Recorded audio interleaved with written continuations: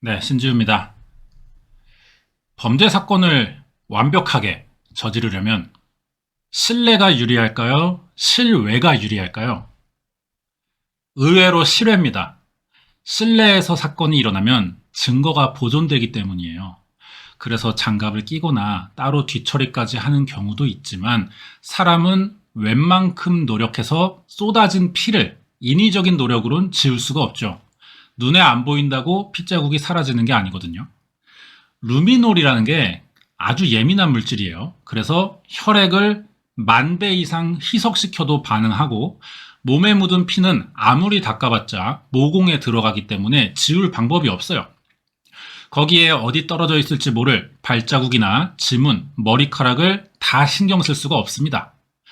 이게 집안에 침입하던 정남규, 유영철에 비해 주로 차나 야외에서 범행을 저질러 온 강호순의 범행 기간이 더 긴 이유라고 생각되거든요. 이런 문제가 있으니까 아예 집안에서 사건을 저지른 경우엔 차라리 불을 지르기도 하는 거예요. 목격자만 없다면 야외에서 일어나는 사건이 증거를 남기지 않기가 더 좋죠. 하지만 차량 블랙박스나 CCTV를 다 피할 수는 없을 겁니다. 정리하자면 치밀하게 준비하지 않는 이상 현대사회에서는 사람을 죽이고 붙잡히지 않을 방법이 거의 없다는 거예요. 경찰이 괜히 완전 범죄는 없다고 말하는 게 아니거든요. 유영철, 강호순, 정남규도 나름 다 치밀하게 준비해온 사람들이었지만 결국 붙잡힌 걸 보면 적어도 우발적 살해는 무조건 검거될 수밖에 없다고 봐야 할 겁니다. 안 일어나는 게 좋겠지만 벌어진 이상 사건 해결은 시간 문제라는 거예요. 그게 아니면 범인에게 운이 좋았다고밖에 할 수 없는 거겠죠. 이번에 알아볼 사건이 여기에 해당되는데 실내에서 우발적으로 일어났어요. 증거와 목격자도 있습니다. 사건 전까지 정황과 현장에 남은 증거를 보면 범인이 치밀하게 계획한 것 같지도 않아요. 그런데 미제로 남았거든요. 범인에게도 예상 밖의 결과였다고 생각되는데 운이 좋았던 거죠. 어떤 일이 있었는지 알아볼게요. 자세한 내용 궁금하시면 구독과 좋아요 부탁드립니다. 오후 6시 23분쯤 퇴근하고 집에 도착한 여성이 현관문 열쇠를 돌리는 순간 이상한 기분이 들었어요. 출근하면서 잠근 문이 열려 있던 겁니다. 잠깐 불안했지만 생각해보니 이날이 수요일이었거든요. 중학생인 딸이 발레를 배워요. 엄마가 수요일마다 학교 갔다 집에 먼저 와 있는 딸을 학원에 데려다 주고 있었는데 그날인 겁니다. 엄마를 기다리는 중이라고 생각했어요, 딸이. 그런데 엄마가 막상 집 안에 들어가 보니까 너무 조용했다는 거죠. 학원은 7시 시작이라 아직 여유가 있었기 때문에 딸이 돌아오지 않은 거라고 생각했어요. 그러면 또 이상한 게 엄마가 출근할 때 문을 잠그지 않았다는 이야기가 되는 거죠. 그럴 리가 없거든요. 계속 이상하다고 생각하면서 거실에 들어가 봤습니다. 일본 주택은 보통 이렇게 거실 옆에 다다미 방이라는 별도의 공간이 따로 있어요. 여기에 딸이 피를 흘리면서 쓰러져 있던 겁니다. 1993년 10월 27일 오후 6시 23분 아오모리현 하치노헤시에서 칼에 찔려 쓰러져 있던 피해자는 14살의 중학생인 미야코 와카나였어요. 놀란 엄마가 소리를 지르자 근처에 있던 주민이 와서 경찰에 신고해줬고 경찰이 소방서에 구급요원을 요청하면서 15분 만에 도착하거든요. 하지만 와카나는 이미 사망해 있었습니다. 살인사건이라 바로 수사 시작되는데 최초 발견자인 엄마가 간호사예요. 일하고 퇴근한 시간이 정확합니다. 알리바이 확인됐기 때문에 누가 집에 침입해서 살인을 저지른 사건으로 보였죠. 그럼 범인은 무슨 목적으로 중학생밖에 안 된 여자아이를 살해해야 됐냐는 건데요. 의외로 강도는 살인을 저지르지 않는 경우가 많습니다. 흉기로 위협은 하겠지만 빨리 돈을 훔치고 사라지는 게 목적이라 이 사람들도 사람 죽는 건 무서워하거든요. 살인 자체의 목적이 있고 범인은 돈 때문에 침입하지는 않은 것 같은데 이게 마치 우리나라의 정남규 수법과 좀 비슷해 보입니다. 이유 없이 따라가서 죽이는 거예요. 미행하면서 집에 들어가는 걸 쫓아왔을 수도 있겠죠. 만약 그런 거라면 수법의 특징상 연쇄살인으로 이어질 가능성이 있고 사건 해결은 당분간 쉽지 않을 수도 있습니다. 범인의 윤곽을 그려내려면 더 자세한 정보가 필요하겠죠. 이날 아침에 무슨 일들이 있었는지 사건 전까지 다시 한번 알아볼게요. 와카나는 부모가 있고 위로 오빠가 둘이 더 있는 5식구인데 엄마와 둘째 오빠랑만 셋이 살았어요. 아빠는 발령받은 회사가 집과 멀었고 첫째 오빠도 성인이라 독립했거든요. 사건 당일인 1993년 10월 27일 아침 7시 25분 와카나가 학교에 갑니다. 하치노에시 중학교라고 하는데 항상 같은 시간에 갔고요. 5분 뒤엔 둘째 오빠도 학교에 갔어요. 마지막으로 엄마도 병원에 출근했고 이때 분명히 현관문을 잠갔다고 진술했습니다. 와카나 담임교사에게 물어보니까 이날 와카나가 오후 3시 반에 학교가 끝났어요.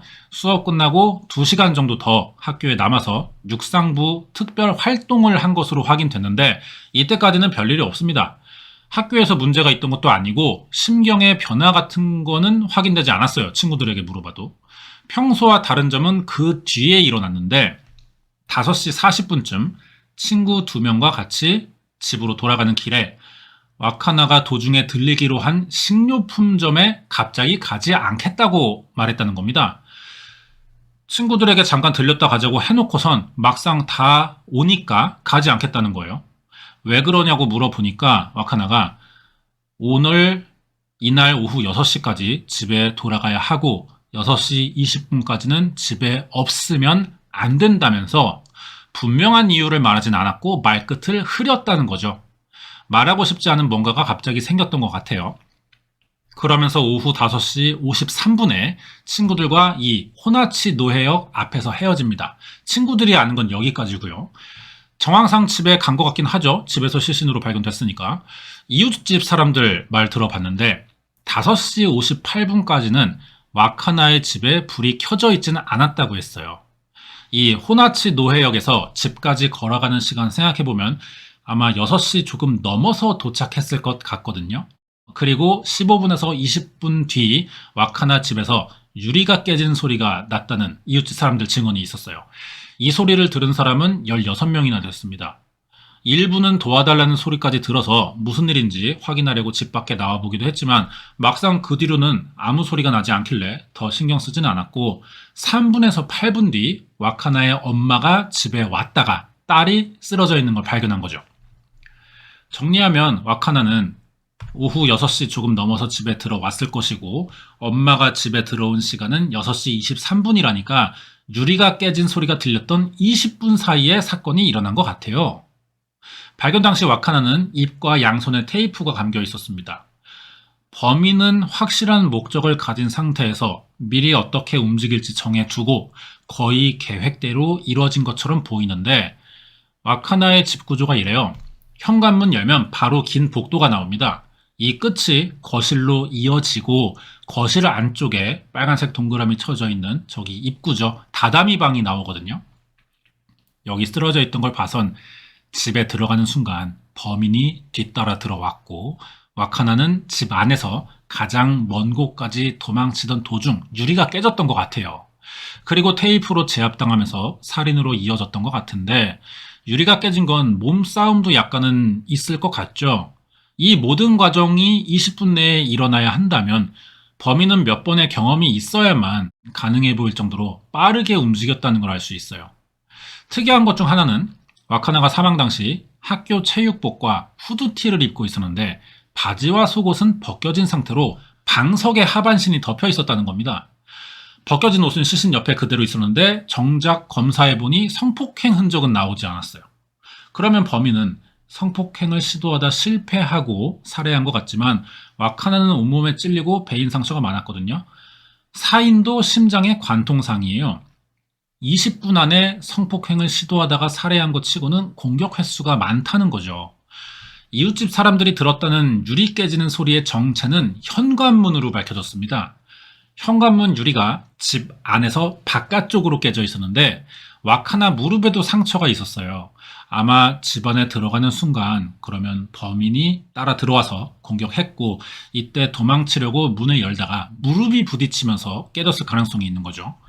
하지만 범인의 방해로 집 밖에 나가는 걸 실패하게 되자 가장 안쪽으로 도망쳐봤지만 결국 붙잡히면서 살해됐을 이런 가능성이에요. 그럼 성폭행 사건처럼 경찰을 속이려고 일부러 테이프를 감고 옷을 벗겼을 수도 있다는 건데 특이한 건 방석을 덮어놨다는 거죠. 살해한 피해자의 얼굴을 덮어두는 범인들이 보여주는 이런 행동과 비슷해 보이는데 자기가 저지른 일에 대한 죄책감이 반영된 행동인 겁니다. 이런 점에서 아는 사람이거나 피해자의 저항으로 당황해서 저지른 우발적인 살해였을 가능성이 있어요. 이런 생각이 들지만 문제는 아직 이 정도만 가지고는 범인의 정체를 알 수 없다는 건데요.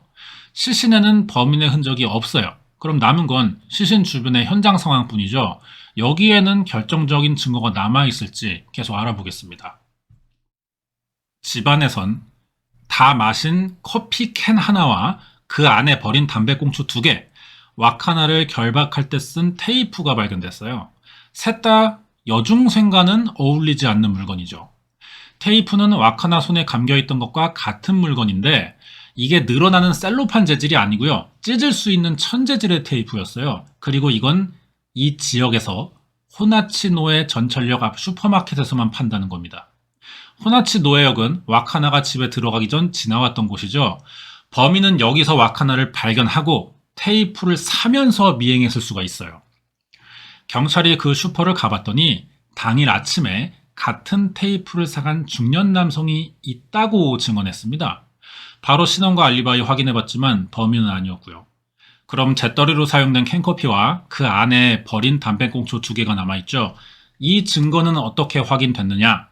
일단 아빠는 떨어져 사니까 오래전부터 집에 없었고 큰오빠도 독립했어요. 남은 건 엄마와 둘째 오빠 그리고 왁 하나인데 셋 다 담배는 피지 않습니다. 범인이 피고 버렸다고 봐야 할 것 같아요. 캔과 담배에서 지문은 나오지 않았고요. 대신에 입에 댔던 물건이니까 타액이 묻었겠죠. 하지만 DNA 감식 기술은 1995년부터 생겼습니다. 이때는 93년이었거든요. 같은 사람이라는 혈액형만 확인할 수 있었어요. 그 외엔 집안에 지문이 없었습니다. 장갑을 끼고 있었던 것 같은데 여기까지는 다 납득이 되거든요. 그런데 이상한 건 범행 시간 20분 사이에 담배를 2개나 필 시간까지 있었겠냐는 거예요. 범인이 이 집에 언제 들어왔는지를 그러면 정확히 해야 될 것 같은데 왁 하나 집은 현관과 거실, 목욕탕의 창문이 다 잠겨있지 않았습니다. 확신할 수는 없지만 범인이 몰래 들어와서 기다리고 있었을 가능성도 있는 거죠. 갑자기 면식범의 가능성이 생기는 건데 경찰은 그래서 3명을 의심해봤어요. 왁 하나가 개인적으로 아는 사람, 그리고 학교에서 일하는 엄마의 불륜 상대, 그리고 왁 하나가 원조 교대를 했을 가능성이 있다는 전제하에 그 남자인 거죠. 그러자니 왁 하나 주변에선 의심되는 사람이 없었고요. 원조 교대는 애초에 정황 증거도 없는 경찰의 상상입니다.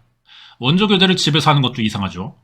두 번째는 엄마에게 불륜 상대가 있고 그 남자가 왁 하나 학교에서 일하는 사람일 가능성인데 이 확인을 하려면 그 전에 먼저 왁 하나의 엄마가 불륜 사실을 인정해야 되겠죠. 이것부터 막혔어요. 그런 적은 없다는 겁니다. 사건이 일어난 지역은 큰 동네도 아니에요. 사건 직후 이 길로 뛰어가는 중년 남자를 봤다는 목격자가 있었거든요. 그리고 근처 주차장에서 미쓰비시사에서 나온 노란색 차 한 대가 나가는 걸 본 사람도 있었어요.